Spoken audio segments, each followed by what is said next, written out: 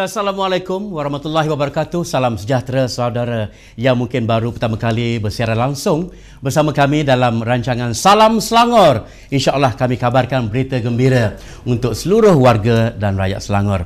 Hari ini seperti biasa kami bawakan lagi satu lagi topik yang cukup menarik. Kalau kita selak-selak akhbar Selangor kini yang telah pun diedarkan, satu berita yang cukup menarik suka saya nak paparkan di sini ialah tentang kejayaan yang dicapai oleh UNICEF dalam bidang penyelidikan.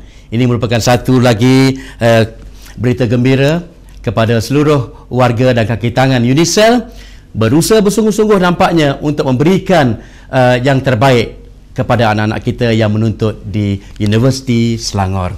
Alhamdulillah, saya DJ Mansur membawakan anda hari ini. Topik kita nak bincangkan hari ini bersama dengan semua penonton ialah berkaitan dengan kecemerlangan yang dicapai oleh Universiti Selangor ataupun UNICEF setelah 7 tahun ya. Kita dapati UNICEF mengadakan satu acara yang cukup gilang gemilang, penuh bersejarah, iaitu acara Convocation. Kali ini bersama saya di studio untuk berkongsi bersama dengan anda ialah yang berbahagia Profesor Dr. Anwar Haji Ahmad, merupakan Naib Chancellor Universiti Selangor UNICEF. Assalamualaikum Prof. Pertamanya nak ucapkan salam dan terima kasih kepada Prof yang sudi hadir bersama dengan kita pada hari ini Prof. Dan bersama kita di studio juga saudara, mengiringi Prof ialah yang saya hormati Puan Hajah Rosniza Muhammad Rasul, merupakan pengarah komunikasi korporat UNICEF, dan juga saudara Hasil Abu Hassan. Terima kasih Prof. Apabila kita bersembang panjang berkaitan dengan UNICEF ya, tentu juga kalangan penonton yang begitu ramai hari ini ingin tahulah sedikit tentang latar belakang, tentang visi dan misi UNICEF sebagai mukadimah awalnya. Silakan Prof. Bismillahirrahmanirrahim. Assalamualaikum warahmatullahi wabarakatuh. Terima kasih Tuan DJ kerana sudi menjemput saya di dalam program Salam Selangor pada pagi ini. InsyaAllah. So saya cerita sedikit pasal vision ataupun visi UNICEF, iaitu kalau dalam bahasa Inggerisnya, saya ingatkan bahasa Inggeris dulu, to be a renowned university that nurture professionals and scholars with high moral and ethical value. Ataupun dalam bahasa Melayunya, menjadi sebuah universiti unggul yang nurture ni mendidik dan melahirkan profesional dan juga ilmuwan, scholar yang mempunyai moral dan etika yang tinggi. Itu kita punya visi untuk universiti kita, melahirkan bukan saja anak-anak Selangor, serakyat Malaysia, malah kita ada pelajar-pelajar dari antarabangsa daripada 44 buah negara di Indonesia. Dan akhirnya kita melahirkan ilmuwan ataupun profesional yang mempunyai moral dan etika yang terpuji. Itulah visi kita. Alhamdulillah, saya berasa bangga apabila Prof menyatakan bahawa nilai-nilai murni nampaknya untuk mendidik dan melahirkan graduan yang beretika, yang boleh membawa kata orang amanat ibu bapa, bukan saja untuk menjadi seorang yang cerdik pandai, tetapi dalam masa yang sama juga dapat berbakti kepada negeri Selangor. InsyaAllah, saya fikir visi dan misi yang dicatatkan oleh UNICEF hari ini telah pun dicapai. InsyaAllah. Ya, Prof ya.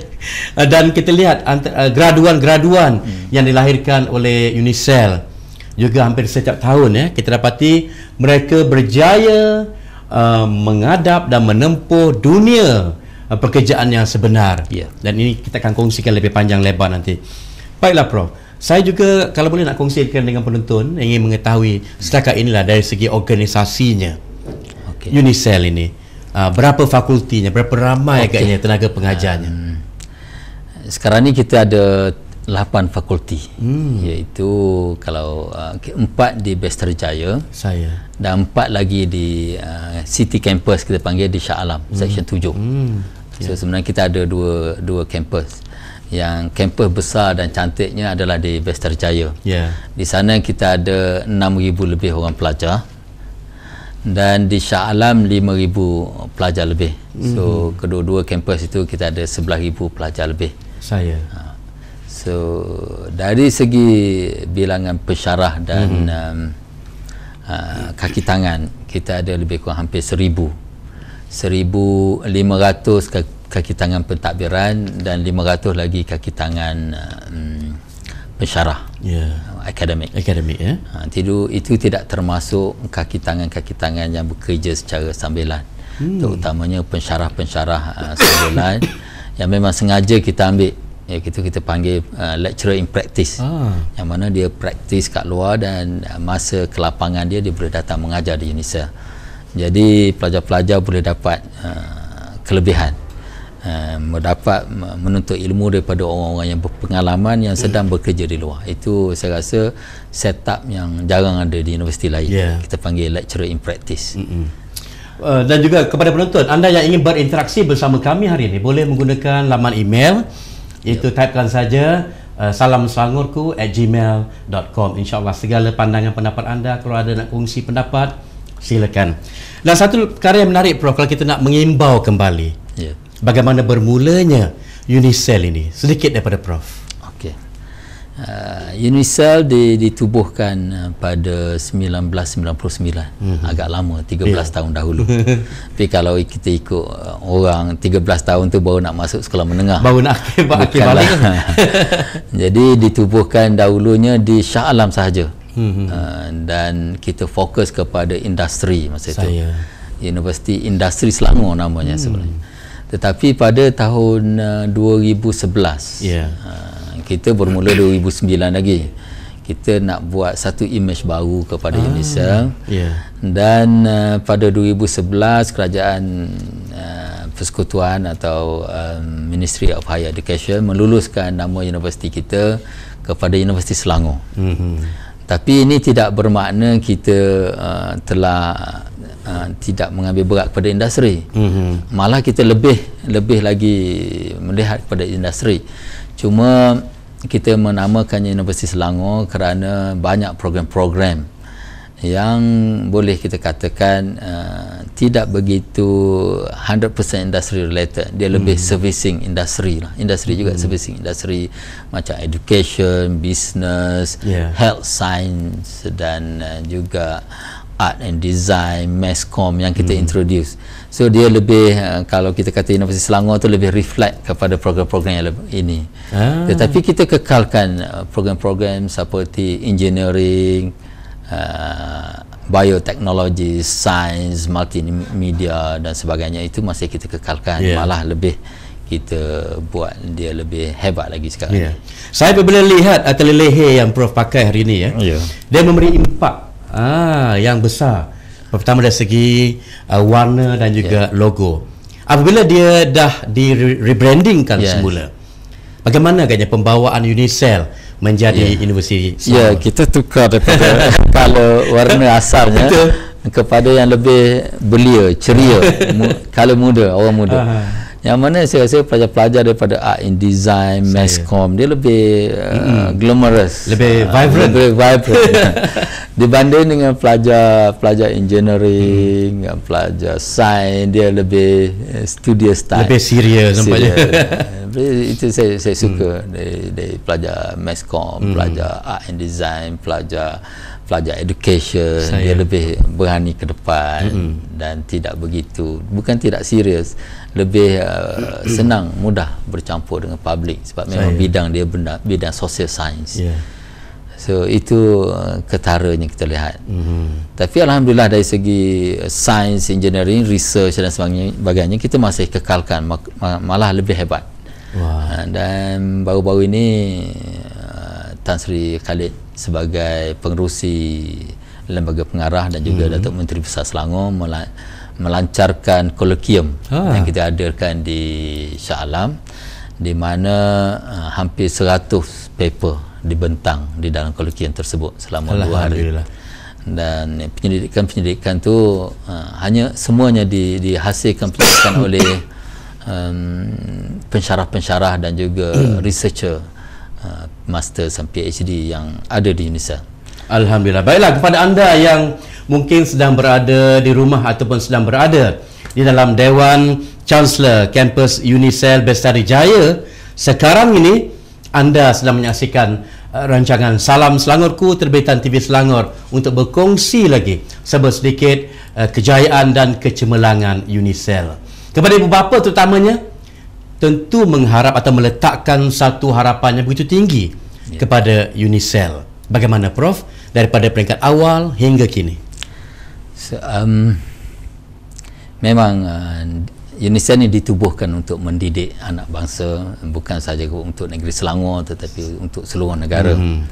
Apabila kami bertanya, dulu saya buat satu lawatan ke sebuah negeri, dia kata boleh ke pelajar-pelajar penduduk daripada negeri ini masuk ke Universiti Selangor? Mana dia ingat ke Universiti Selangor ni untuk orang Selangor saja.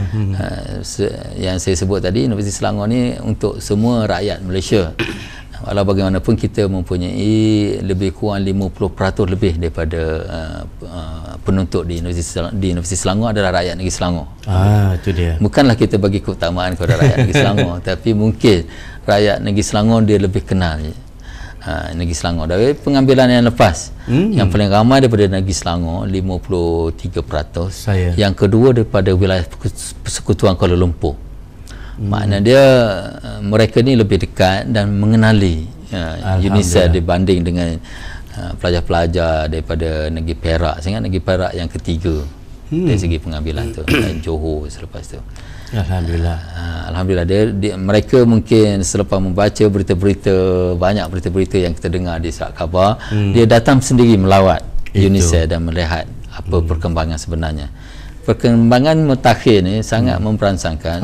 Alhamdulillah kita ada pelajar Sufi, saya ingat nama dia, menjadi pelajar terbaik di peringkat negara di bidang engineering. Itu pelajar tahun akhir terbaik. Begitu juga di bidang accountancy, juga kita mendapat pelajar terbaik akuntansi bagi seluruh negara. Diberi oleh kalau engineering tadi oleh Institusi Engineer Malaysia IEM, dan bagi akuntansi diberi oleh MIA, Malaysian Institute of Accountancy. Mana dia satu independent body yang melihat keprofesionalan pelajar-pelajar kita. Alhamdulillah dia terpilih. Macam engineering tu dia salah seorang yang hanya satu-satunya yang terpilih untuk memenangi pingat emas IEM dia panggil. Alhamdulillah. Apabila Prof dah mula berkongsikan kepada kita hari ini tentang kejayaan-kejayaan dan juga pencapaian-pencapaian UNICEL, maka hari ini kita nak kongsikan pula tentang satu acara gilang gemilang, Convocation ke-7. Okey Prof, kita kembali semula tentang Convocation ke-7 yang berlangsung pada 13 dan 14 ini. Silakan Prof. Setakat kita telah mula, pertama kali kita mengadakan graduasi adalah 2006. Walaupun kita mula 1999, tapi first graduation kita adalah 2006. Daripada 2006 hingga sekarang, pada 2012 ni kita telah melahirkan 18,660 graduan. Alhamdulillah. Dan untuk hari Sabtu ni 13 dan juga hari Ahad, kita buat 2 hari, ada 4 sesi. Hari Sabtu dan hari Ahad kita akan melahirkan 2,101 orang graduan. Wow, tahniah. Di antaranya 7 orang mendapat anugerah Doktor Falsafah, 44 orang ijazah sarjana, 996 orang menerima ijazah sarjana muda, dan 1054 dianugerahkan diploma. So jumlahnya 2,101 orang yang akan bergraduan. Alhamdulillah. Saya fikir ibu bapa yang datang hari ini sangat-sangat berasa bangga.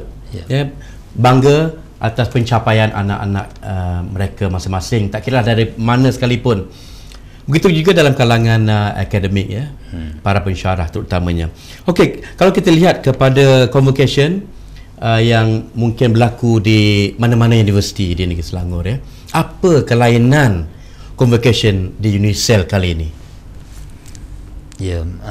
Payah juga tu. Kelainan kita, kemungkinan kita lebih formal kita buatnya. Kita tak nak dianya terlalu terlalu mudah. Dia satu program yang formal, satu program yang dihormati. Kerana hari ini kita merayakan ilmuwan dan profesional, dan perlu dibuat secara formal bagi saya. Dan alhamdulillah bersama-sama kita yang sesi pertamanya Chancellor kita sendiri akan hadir. Alhamdulillah. Pro Chancellor juga akan hadir dan Menteri Besar sendiri akan hadir. Termasuk juga Exco Pendidikan YB Halimah juga akan hadir. So dia satu program yang saya rasa betul-betul meraihkan kejayaan. Bukan kita ambil sebagai ringan. Saya harap ianya berjalan secara official, secara menarik, insya-Allah. Itu saya rasa bukan di UNISEL sajalah, di mana-mana.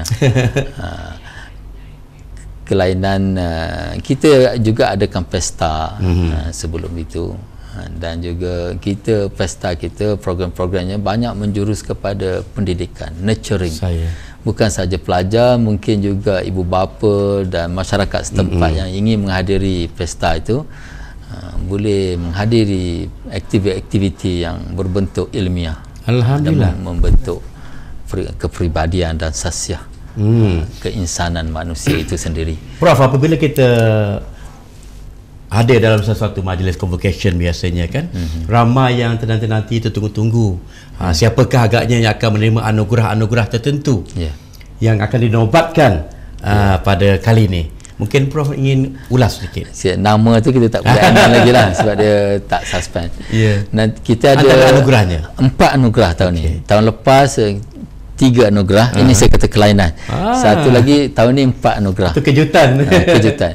Satu anugerah Chancellor, itu macam biasa, iaitu pelajar yang terbaik dari segi bukan saja akademik, bukan sahaja berapa CGPA dia dapat, tapi co-curriculum dia, penglibatan dengan pelajar, penglibatan dengan masyarakat, negara, malah antarabangsa, kita ambil nilai. Yang keduanya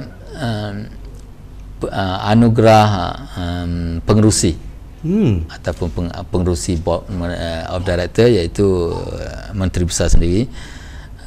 Anugerah ni kita bagi, anugerah yang pertama tadi dia akan menerima wang sebanyak RM5,000. Wah, tahniah.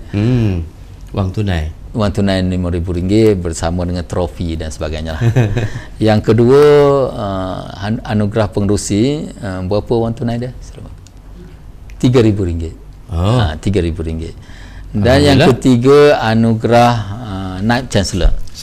Naib Chancellor RM2,500. Semuanya dinilai bukan saja CGPA dan GPA, tetapi aktiviti lain yang meningkatkan keilmuan seseorang itu. Dan hadiah yang keempat yang tak pernah kita buat ni, pertama sekali pelajar diploma terbaik. Ini adalah anugerah daripada Exco Pendidikan Negeri Selangor. Alhamdulillah. So kita akan bagi juga, saya ingat RM2,500 bagi pelajar diploma. Dr. Halimah Ali Dr. Halimah Ali. Di mana dia pelajar diploma pun jangan rasa sedih, ada anugerah untuk dia orang. Alhamdulillah, satu berita gembira. Saya pelajar ni kita telah pilih masuk dalam buku kompo kita dah.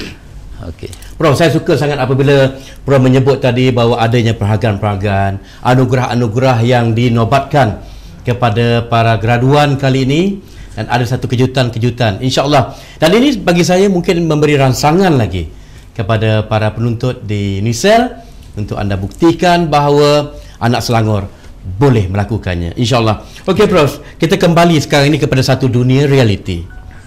Apabila lebih 18,000 Prof ya, graduan UNISEL yang kini telah pun berada dalam market atau pasaran, dan tentunya kita bertanya bagaimana anak-anak UNISEL menghadapi cabaran-cabaran pasaran kerja hari ini, Prof. Kalau boleh Prof kongsi sedikit. Okey, alhamdulillah, tak kita sangka-sangka daripada analisis yang kita buat dari we call tracer study ataupun satu kajian yang dibuat oleh Kementerian Pendidikan Tinggi tentang kebolehpasaran pelajar. Dan didapati pelajar yang keluar daripada UNISEL adalah yang kedua tertinggi boleh dipasarkan. Atau boleh di paling laris kita kata. Yang kedua tertinggi selepas OUM ataupun Open University. So dari segi peratusannya adalah 76.5%. Pelajar kita yang graduate daripada 3 ke 9 bulan dapat kerja.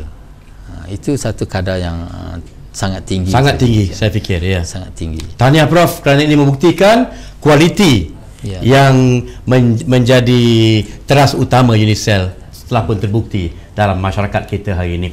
Satu perkara lagi saya nak menarik perhatian Prof ialah berkaitan dengan satu bidang kajian, ya. Research and Development ataupun R&D. Bagaimana UNICEL menyahut seruan Kerajaan Negeri Selangor dalam bidang kajian ini? Kita dari segi R&D, walaupun kita masih baru, kita mula program-program master dan PhD saya ingat baru 4-5 tahun dulu. Jadi itulah kita baru dapat sedikit graduan, 7 orang PhD, 4 orang masters baru lagi. Tetapi kehadapan nanti insya-Allah saya rasa dari segi pendapatan research grant atau grant penyelidikan, kita adalah yang kedua tertinggi. Di IPTS. Kita research grant kita lebih kurang hampir 11 juta. Memang kita belum boleh banding dengan IPTA lah dari research grant.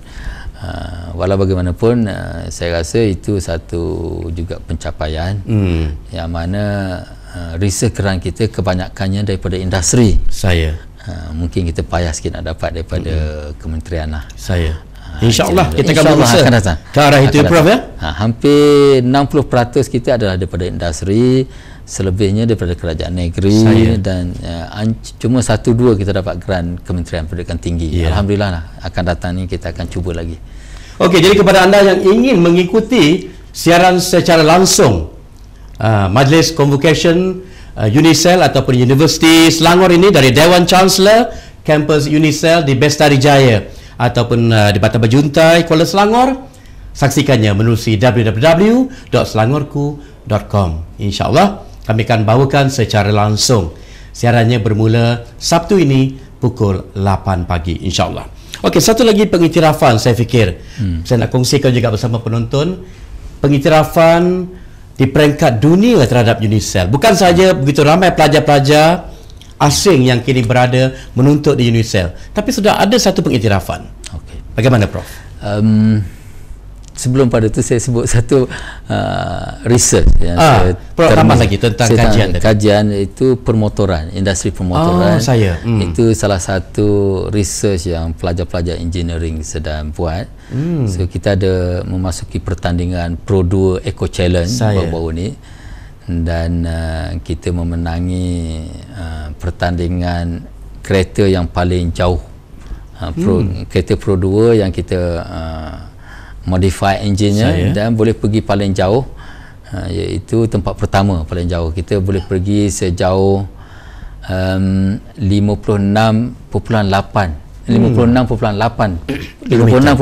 km untuk 1 liter petrol.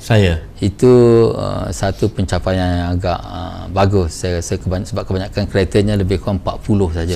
Kita dapat 56. Siapa sangka, ya, Prof? Jadi kita mendapat tempat pertama mengalahkan saya ingat 10 ataupun 12 universiti lain. Dan dari segi kelajuannya juga dia tempat kedua. Maknanya dia bukan saja dia jimat dan dia boleh laju. Itu satu yang saya rasa tidak kita sangka-sangkakan. Dan satu lagi pertandingan yang mana disertai oleh UNICEL adalah pertandingan Kaprik Petronas. Tuan-tuan boleh melihat di TV9 pada hari Sabtu ataupun hari Ahad petang, di mana kita pada pertandingan di Muar baru ni kita berjaya menghasilkan motosikal yang paling pantas, yang paling laju, dan kita compete dengan profesional, dengan Honda, Yamaha, Suzuki. Kita masih kita boleh menghasilkan motosikal yang terpantas. Cuma mungkin nasib kurang baik, ada faktor-faktor lain, pemandu dan sebagainya. Kita selalunya kita baru 2 kali dapat naik podium. Tahniah, Prof. Tahniah. Saya rasa kalau kita ada pemandu yang bagus, insya-Allah kita boleh acap kali lagi lah naik podium. Saya fikir semangatnya tu Prof, ya. Okey. Yang dibawakan dari segi penyertaan itu nombor satu. Ya. Masuk tu kira dah menang dah tu. Dah menang dah. Dah menang dah tu. Sebab kita lawan profesional. Yang profesional ni dia punya apa ni, dia punya motorsikalnya, bajetnya, pelomba-pelombanya dibayar begitu mahal. Kita tak ada. Kita bajet sangat terhad. Ya, Prof. Bajet yang diberi oleh kerajaan negeri sedikit, alhamdulillah lah. Ya. Yang dari segi pengiktirafan antarabangsa, baru-baru ini 2 pelajar kita telah diterima terus buat PhD. Pelajar first class saya di University Manchester. Dulu juga pada setahun 2 tahun lepas ada pelajar kita diterima masuk ke Imperial dan juga Cambridge, terus buat PhD, tak perlu buat master. Ni pelajar-pelajar yang first class yang kita hantar ke top university in the world lah. So itu rasa makna dia kita berjaya melahirkan pelajar yang berkualiti, yang diterima oleh pelajar-pelajar oleh universiti-universiti terkemuka dunia. Itu satu pencapaian yang alhamdulillah, sangat tahniah, Prof. Alhamdulillah. Bagaimana agaknya tentang sumbangan negeri Selangor, Prof? Okey, saya sangat-sangat berterima kasih. Saya tak tahu macam mana nak ucapkan terima kasih kepada Kerajaan Negeri Selangor. Kerana kita guna bangunan-bangunan tu percuma, kita tak payah bayar sewa. Imagine kalau kita kena bayar sewa semua bangunan tu, kita tak boleh buat operasi. Yang kedua, kita dapat sumbangan sebanyak 248 juta. Itu satu jumlah yang banyak. Ya, saya. Hasil daripada penstrukturan semula hutang talam. So 248 juta diperuntukkan untuk UNICEF. Di samping itu juga kerajaan negeri telah mengambil alih hutang-hutang yang telah tertanggung terhadap UNICEF daripada dulu lagi. Itu sebanyak 150 juta. Hutang itu telah diambil alih oleh kerajaan negeri. Dan selain daripada itu, infrastruktur, baru ni kerajaan negeri meluluskan 2.65 juta untuk menaikkan infrastruktur IT kita, dan 20 juta untuk membaiki kemudahan-kemudahan, 5 juta untuk buat dewan makan di Besarjaya. Satu pengorbanan kewangan yang sangat banyak dari apa harapan negeri. Prof?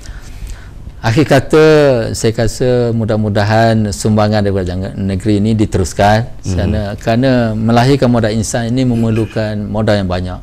Itu dia. Dan alhamdulillah, cita-cita yang kita set, visi kita tercapai, iaitu menjadi sebuah universiti unggul, seterusnya melahirkan ilmuwan dan juga profesional yang mempunyai moral dan etika yang terpuji. InsyaAllah, Prof. InsyaAllah. Saya bagi pihak TV Selangor dan Salam Selangor merekamkan ucapan tahniah kepada Prof, seluruh warga akademik dan bukan akademik, para graduan. Anda akan dinobatkan pada hari Sabtu dan Ahad ini sebagai anak-anak kelahiran UNICEF yang kami banggai. Tahniah, Prof. Semoga berjaya dan terus mencapai satu misi dan visi kegemilangan. Jangan lupa kepada anda yang berhasrat untuk hadir, jangan lupa Pesta Convo Istiadat Convocation UNICEF kali ini yang dipanggil sebagai Festival Convocation ataupun FESCON oleh Majlis Perwakilan Pelajar MPP. Ada pelbagai gerai jualan, gerai cenderamata dan sebagainya. Anda boleh hadir untuk sama-sama meraihkan para graduan. Untuk maklumat lanjut, anda boleh juga menghubungi Sekretariat Convocation UNICEF ini dengan melayari laman web UNICEF di www.unicef. InsyaAllah segala maklumatnya ada di sana. Dan jangan lupa siaran secara langsung dibawakan kepada anda menerusi TV Selangor di www.selangorku.com. InsyaAllah kita jumpa lagi dalam Salam Selangor.